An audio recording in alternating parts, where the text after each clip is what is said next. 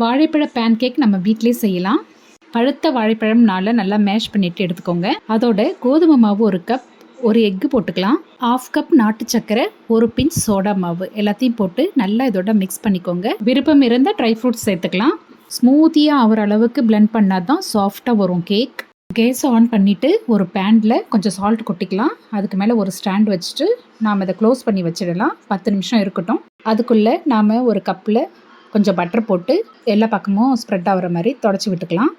நம்ம மிக்ஸ் பண்ண கலவையை அதில் ஊற்றிட்டு சால்ட்டு நல்லா சூடானதும் அதுக்கு மேலே இந்த கப்பை வச்சு தட்டு போட்டு மூடி வச்சுருங்க.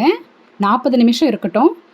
ரொம்ப ஹை ஃப்ளேம்லேயும் ரொம்ப சிம்லேயும் வேண்டாம், மீடியம் ஃப்ளேமில் வைக்கலாம். நடுவில் அப்பப்போ நீங்கள் திறந்து பார்க்கக்கூடாது. உடன் ஸ்டிக் வச்சு பேக் ஆகிடுச்சான்னு நம்ம செக் பண்ணிக்கலாம். சூப்பராக ரெடி ஆகிடுச்சுங்க.